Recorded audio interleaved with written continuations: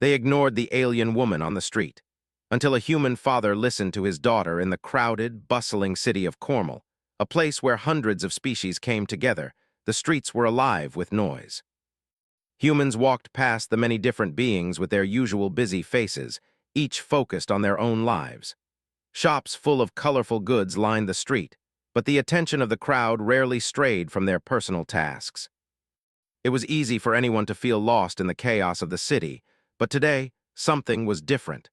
In the center of the market square, an alien woman stood near a food stall, looking out of place. Her blue skin shimmered slightly under the sunlight, and her large, golden eyes scanned the crowd, filled with uncertainty. She was tall, her delicate features somewhat human-like, but with a few subtle differences: the thin ridges on her cheeks, her long silver hair that almost seemed to float in the breeze, and the soft glow that seemed to emanate from her skin. She had tried to speak with several people already, asking for help, but all she received were cold glances and quick dismissals. The marketplace in Cornwall was a melting pot of many different species, and while humans walked around with their heads down, ignoring the differences between themselves and others, many alien races did not enjoy the same level of acceptance. The alien woman, clearly from a species that many had never seen before, looked desperate. She was not used to being ignored, and the coldness she felt was starting to make her doubt her decision to come to the city. Her name was Lyra, and she had been traveling for weeks, her journey interrupted by unfortunate events. She had been separated from her people after their ship was attacked by raiders, and she had barely escaped with her life. With no way to contact her fleet, she had ended up on this strange world, alone and uncertain. All she wanted now was to find help, someone who could get her back to her people, or at the very least, someone who would listen. She approached another group of humans, hoping for kindness, but they quickly turned their backs on her, speaking in hushed voices. They avoided her gaze as if she wasn't even there. Lyra's heart sank as she saw their cold indifference. She had been here for hours, trying to get help, but no one seemed to care. It was in that moment of hopelessness that a small voice cut through the noise of the marketplace. "Daddy, look." Lyra turned, her golden eyes widening as she saw a little girl tugging on her father's sleeve. The girl's face was full of curiosity and innocence, completely unaware of the tension that had been building in the crowd around her. The father, a tall man with dark hair and a serious face, glanced down at his daughter, who was pointing toward Lyra. He gave a small nod, his face showing a hint of concern. "Is she okay, Daddy?" the little girl asked, her voice filled with a genuine concern Lyra had not seen from anyone else all day. The man, clearly a father, looked at the alien woman carefully, his eyes narrowing slightly. He had seen her standing there for a while, but like everyone else, he had assumed she was just another beggar. But his daughter's voice made him pause. He wasn't sure why, but something about the way Sophie had spoken felt different. The little girl didn't seem afraid, nor did she judge the stranger based on her appearance. David, the father, had grown used to ignoring the things that didn't concern him. He had his own life, his own struggles. But now, as Sophie pulled him closer to the alien woman, he felt a strange pull to listen. He had spent years as a soldier, protecting people in far-off worlds, but those days were long behind him. He wasn't used to this kind of situation, but he trusted his daughter. If she saw something in the woman, he was willing to find out what it was. He crouched down to Sophie's level and put a hand on her shoulder. "Stay close, okay?" Sophie nodded, her eyes wide with excitement. She had always been kind-hearted, and the alien woman seemed to need help. David didn't know what to expect, but he had learned a long time ago to trust his daughter's instincts. "Hello," David said to Lyra, his voice soft but firm. "Are you okay?" Lyra looked up at him, and for the first time in what felt like days, she saw something other than indifference in someone's eyes. She met his gaze, and the vulnerability in her expression was impossible to ignore. The glow from her skin seemed to fade slightly, as if she was unsure whether this human would listen to her. I need help," Lyra said, her voice quiet but urgent. "I've been stranded here for weeks. My people, they were attacked. I don't know where they are. I don't know how to get back to them." David's eyebrows furrowed as he listened. The woman's words were heavy with sorrow, and her voice trembled as she spoke. He wasn't sure how to respond. He had heard about alien races being stranded on Earth before, but he never imagined he'd be in a situation like this. His first instinct was to walk away, but Sophie's hand tugged at his sleeve again. Daddy, we can help her, Sophie said, her voice full of determination. She's not like the others. She's scared. We can help her. David paused. He looked at Sophie's hopeful face and then at Lyra, who stood before him, looking as if she might crumble under the weight of her fear. For a moment, David's mind raced. He had a family to take care of. He had a job to get back to.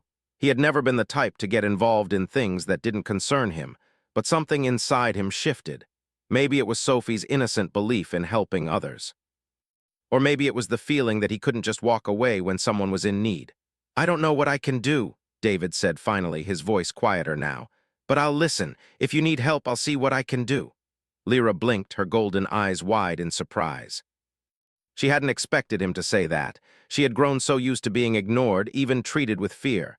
To hear a human offer help, even just to listen, was a small miracle in itself.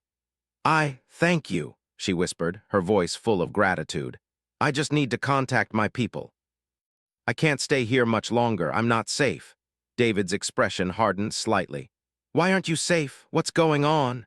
Lyra hesitated for a moment, looking around at the busy marketplace. She lowered her voice, glancing nervously over her shoulder. There are those who would kill me to stop me from contacting my fleet. They've been hunting me. David's instincts kicked in again. He wasn't sure what she meant by fleet, but he could see the fear in her eyes. He had fought in wars before, seen the aftermath of battles, and he knew that people didn't speak like this unless they were telling the truth. Then let's get you somewhere safe, David said. My daughter and I will help you. Lyra nodded, the weight of her worries slightly lifted by his words. It wasn't much, but it was a start. The alien woman followed David and Sophie through the busy streets, feeling a strange sense of hope she hadn't felt in days. For the first time since her world had been torn apart, someone had listened. And that small act of kindness would change everything. As David, Sophie, and Lyra walked through the busy streets of Cornwall, the noise and chaos of the marketplace continued around them, but it felt like they were in their own little bubble. The crowd parted as they moved, some people giving them curious glances, while others quickly turned their eyes away, as if avoiding any trouble. Sophie walked close to David, her small hand clutching his sleeve. Lyra walked beside them, her presence almost unnoticed by most. The tall woman, her silver hair flowing lightly behind her, moved with a grace that seemed to belong to a different world. Yet there was something about her, something that set her apart. It wasn't just her appearance. It was the way her eyes seemed to see everything and nothing at the same time, like someone who had seen too much, too quickly. David glanced at her from time to time. He didn't know exactly what he was doing, but he could tell that Sophie had made up her mind about Lyra. Sophie was the kind of child who believed in the good in people, and right now, she believed in Lyra. And somehow, David couldn't bring himself to ignore that. He had always been skeptical of things that didn't make sense, but he couldn't deny that there was something about Lyra that made him want to help. As they walked, he tried to keep his thoughts focused on the practical matters, like where they were going and what they should do next. But every time his mind wandered, he found himself looking at Sophie. The girl had so much trust, so much hope in her. She believed that even the smallest acts of kindness could make a difference.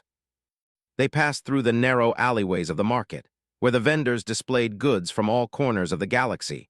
Brightly colored fabrics, strange fruits, shimmering jewelry, and mysterious trinkets. The smell of spices and fresh bread filled the air, but none of it seemed to interest Lyra. She didn't stop to admire the wares or look at the food. She was focused entirely on the path ahead, her face serious, her steps quick.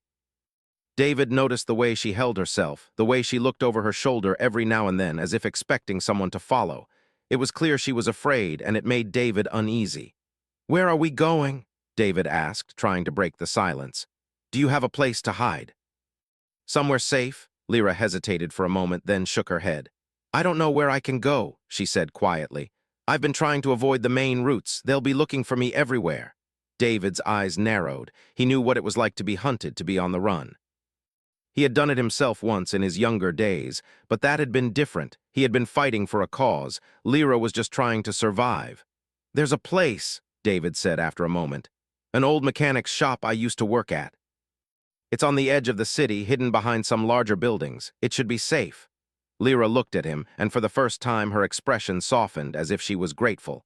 "I can't ask you to do this," she whispered, her voice barely audible. "You don't even know me." David shrugged. Sometimes you don't need to know someone to know they need help. They continued walking, the air growing thicker as they left the bustling city center behind them. The further they went, the more the streets seemed to empty.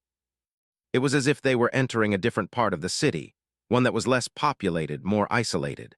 The buildings grew taller, their walls scarred with years of wear and tear, and the light from the overhead sun began to fade, casting long shadows on the streets. It wasn't a place where most people wanted to be, but for David it felt familiar, like a refuge from the madness of the world. Sophie glanced up at him, her eyes wide with curiosity. "Daddy, why is she so scared?" she asked in a soft voice. David paused for a moment, unsure of how to answer. He had been wondering the same thing, but he didn't want to worry Sophie. "I think she's been through a lot," he said gently, his voice low. "Sometimes when people are in danger, they get scared. And right now, she's just trying to stay safe." Sophie nodded, but David could see the worry in her eyes. She wasn't used to seeing fear in people. She was used to seeing the world as a place where everything was fine, where good people helped one another. It was a simpler view of the world, but it was a view that David hoped Sophie would never lose. They arrived at the old mechanic's shop just as the sun dipped lower in the sky, casting an orange glow over the crumbling buildings. The shop was small, tucked away behind a larger warehouse, and it looked like it had been abandoned for years. David had used it as a hiding place in the past, a place where he could escape from the world when things got tough. It wasn't much, but it was safe, and that was all they needed right now. David led them inside, the door creaking as he pushed it open. The inside of the shop was dusty, with old tools and machinery scattered about. There were remnants of half-finished projects, and the air smelled faintly of oil and metal. Sophie wandered over to a corner, poking around a pile of old parts, while Lyra stood by the door, looking out into the darkening street. David moved quickly, setting down the small bag he had grabbed from the market and closing the door behind them. He locked it with a practiced motion, his eyes flicking to Lyra as he did. "You can stay here for now," he said, his voice low but firm. "We'll figure out what to do next in the morning." Lyra nodded, her eyes filled with a mixture of gratitude and exhaustion. "Thank you," she said quietly, her voice barely more than a whisper. "I don't know how long I can stay here. They won't stop looking for me." David frowned. "Who's after you? What do they want?" Lyra hesitated again, her eyes darting nervously to the window. She took a deep breath before speaking. "There are people in this city who don't want me to reach my fleet," she said slowly. "They fear what my people can do, what we might bring. They don't want anyone to know we're here." David wasn't sure if he understood everything she was saying, but the seriousness in her voice was enough to tell him that whatever was happening, it was far from ordinary. Lyra's people must have been important enough to be hunted down by powerful enemies. But David didn't have time to ask more questions. He needed to focus on keeping them safe, at least for the night. As Sophie continued to explore the shop, David stepped closer to Lyra, lowering his voice. "We'll keep you safe here," he said. "But we need to know more. Who are these people? What do they want with you?" Lyra's eyes flicked back to the window, her body tensing as if she were expecting someone to appear at any moment. "They're mercenaries," she said finally, her voice barely above a whisper. "They were hired by someone powerful who doesn't want my people to be found. They think if they kill me, they'll stop us from reaching out for help." David clenched his fists. He had seen mercenaries before, tough, ruthless, and willing to do anything for money, but this was different. This wasn't just about money. There was something much bigger going on here, and he was starting to realize that helping Lyra might lead them all into something much more dangerous than they could imagine. For now, though, all they could do was wait. Wait and hope that they wouldn't be found. David wasn't sure what the next step would be, but he knew one thing for certain. They weren't safe yet. The night passed slowly in the old mechanic's shop. David sat against the wall, his mind racing. He had been in dangerous situations before, but this felt different. He had a family to protect now. Sophie slept soundly on an old cot in the corner, the soft rise and fall of her breath a small comfort in the tense atmosphere. Lyra, on the other hand, stayed near the door, her eyes scanning the dimly lit streets outside. Every few minutes she would turn back to David, her gaze sharp, as if expecting someone to break through at any moment. David tried to sleep, but it was impossible. He kept thinking about what Lyra had told him. Mercenaries after her, hired by some powerful group that didn't want her people to be found. And what could be so dangerous about her people? What was so important that someone would go to such lengths to stop them? He could see the fear in her eyes, the kind of fear that only comes from running for your life. He didn't know who was after her, but he knew they were serious, dangerous, and that made him worry for Sophie even more. He glanced at his daughter, still curled up under an old blanket, her innocent face free from worry. Sophie had no idea what was really going on. To her, this was just another adventure, but David knew better. He had seen too much in his time to believe that anything about this situation was simple. As dawn began to break, casting long shadows through the cracks in the walls, David stood up and stretched. He looked over at Lyra, who had been quiet for hours, watching her with a mix of concern and curiosity. She seemed exhausted, but she hadn't allowed herself to relax. The weight of what was happening had clearly taken its toll on her, though she did her best to hide it. Lyra caught David's gaze and gave him a small, weary smile. "Thank you for letting us stay here," she said softly. "I didn't know where else to go." David nodded, his voice low. "You don't need to thank me, we're in this together now."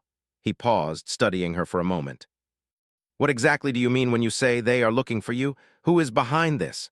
Lyra shifted slightly, pulling her knees closer to her chest as she sat on the floor. She was hesitant, as if debating how much to say.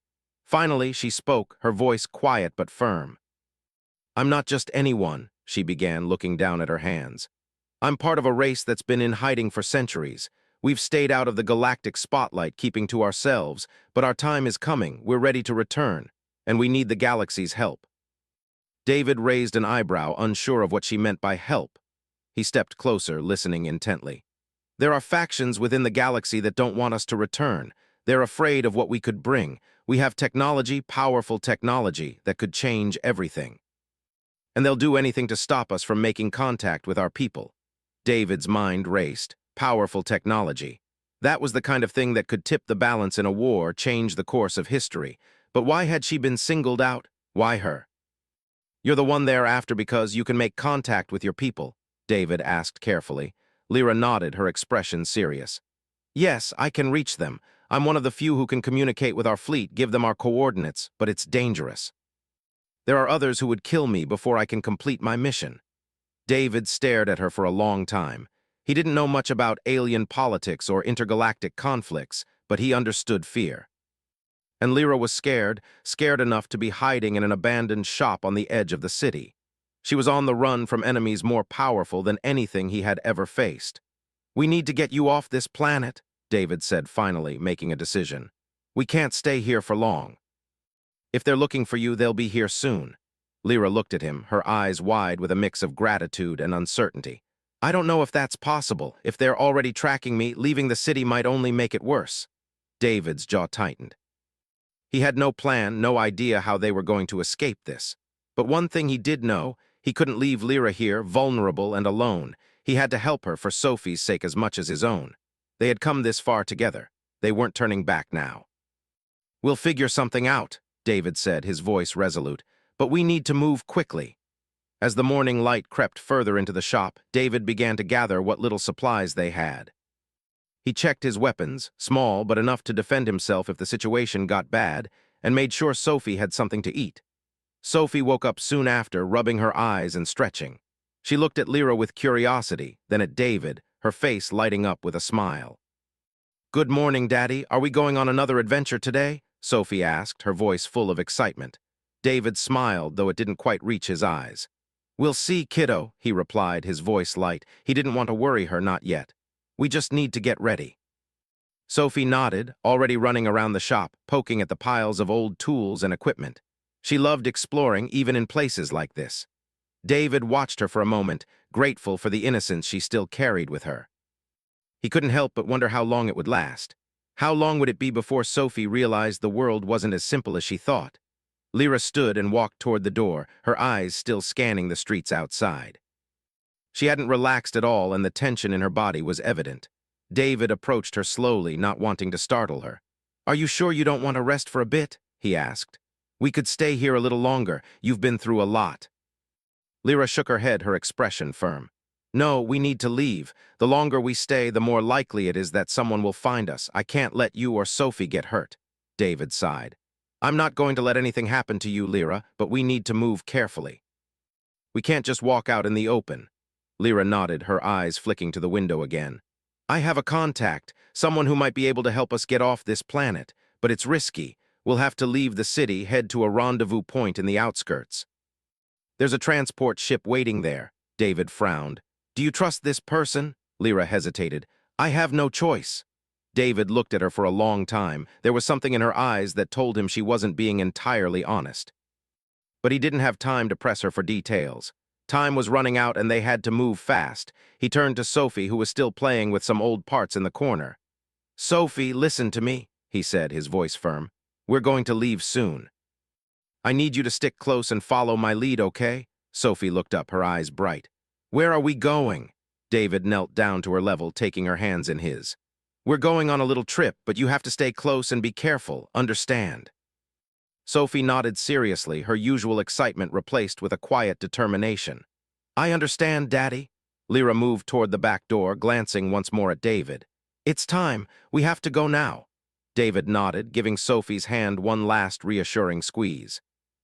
They moved quickly, stepping into the quiet streets. The city was waking up, but the danger was already creeping closer. David didn't know what awaited them on the road ahead, but he knew one thing for sure. They had to get Lyra to safety, no matter the cost. The sun had barely risen above the horizon when David, Sophie, and Lyra stepped out into the quiet streets of the city. The world was still, the usual hum of the marketplace replaced by a heavy silence that seemed to press down on them. Lyra walked ahead, her eyes constantly darting from one side of the street to the other. David could tell she was nervous, every step careful, as if she were waiting for something, or someone, to jump out at them. Sophie, oblivious to the tension, skipped along beside her father, humming a soft tune under her breath. David kept his hand close to Sophie's, not wanting her to wander off. The city felt different now, like the calm before a storm. He had lived long enough to know when things were about to go wrong. And with every passing minute, it seemed more and more likely that something was about to happen. They moved quickly through the back streets, staying away from the main roads. The deeper they went, the quieter the city became. It was clear that few people ventured into this part of town. The buildings were older, more worn down, their windows cracked and boarded up. The further they went, the more isolated they felt, like they were walking into a ghost town. David glanced at Lyra, who was leading the way with her head held high, but her face was tense. She was holding something tightly in her hand, a small, glowing device that looked like a communicator of some kind. David had learned that it was a way for her to contact her people, but it had been malfunctioning ever since she had been on the run. The signal was weak, and they had to be careful not to draw attention. Lyra stopped in front of an old, rusted door hidden behind a pile of debris. She turned to David and gave him a quick, almost imperceptible nod. This is it, she said quietly. We'll be safe here for a while. My contact should be here soon. David nodded, though his gut told him something wasn't quite right. They had been walking for a while now, and they had not seen anyone following them. But that didn't mean they were safe. Lyra's enemies could be anywhere, and they were likely watching, waiting for their moment. Are you sure this is safe? David asked, glancing around cautiously. How do you know your contact won't betray us? Lyra's expression softened for a moment, but the worry in her eyes didn't fade. I don't know for sure, but we don't have much choice. If we stay here much longer, they'll find us. We need to take this chance. David was silent for a moment. He could see the fear in her eyes, the same fear that had driven her to hide for so long, and he couldn't ignore the fact that she was still hiding something from him. But he didn't have time to press her for answers. They needed to keep moving. He stepped forward and pushed the door open. It creaked loudly, and David winced, looking over his shoulder to make sure no one heard. The inside of the building was dark and musty, filled with the scent of old wood and dust. The air was stale, and the silence felt oppressive. Stay close, David murmured to Sophie, taking her hand. Keep your eyes open. Sophie nodded, her bright eyes scanning the dark corners of the room. The space was filled with old furniture, forgotten things left behind by people who had long since moved on. There was a faint glow coming from a small window high above them, casting long shadows across the floor. They moved deeper into the building, finding a small, hidden room at the back. Lyra had led them here without hesitation, as if she knew the place well. She closed the door behind them and locked it with a small, mechanical click. The sound seemed to echo through the empty room, making David feel even more uneasy. "This is the safest place I know," Lyra said, her voice low. "We just need to wait." David sat down on the dusty floor, keeping a careful watch on the door. He didn't trust the silence. It was too easy to get caught off guard in a place like this. Sophie curled up next to him, her legs pulled close to her chest, her eyes wide as she took in her surroundings. Lyra sat down across from them, her face still tense. "I don't know what's going to happen next," she said quietly. "If they find us—" "They won't," David interrupted. "We'll keep you safe." Lyra looked at him, her gaze searching. For a moment there was something in her eyes, something that David couldn't quite place. It wasn't just fear, it was something deeper, something that told him she was holding back. "We need to trust each other," Lyra said, her voice barely a whisper. "If we're going to get out of this, we have to work together." David nodded, but in his mind he was still wondering what Lyra wasn't telling him. What was so important about her people that she had to run for her life? Who was after her, and why had they targeted her? Before he could ask, the sound of footsteps outside caught his attention. David's muscles tensed. He motioned for Lyra and Sophie to stay quiet. He stood slowly, moving toward the door, his hand resting on the small weapon at his side. The footsteps grew louder, and for a moment David held his breath. Then, to his relief, the door creaked open. A figure stepped inside, cloaked in shadow. David's hand instinctively went to his weapon, but the figure raised a hand in a peaceful gesture. "David, I presume?" the figure asked in a calm, low voice. David's grip on the weapon loosened as he took a step back. The figure stepped fully into the light, revealing a man who looked human but was dressed in a dark, armored suit. He was tall, with a scar running down the side of his face, but there was a familiarity in his eyes that David couldn't place. "I'm not here to cause trouble," the man said, his voice steady. "I'm here to help. Lyra sent me." David looked at Lyra, who stood up slowly, her face a mix of relief and suspicion. "You trust him?" David asked, his voice cautious. Lyra nodded. "He's one of the few I can trust. His name is Kale. He's been helping my people for years." Kale stepped forward, lowering his hood to reveal his face completely. His features were sharp, his eyes a piercing green that seemed to see right through David. He gave a slight nod before speaking again. "We don't have much time," Kale said, his tone serious. "The mercenaries are closing in. We need to move now."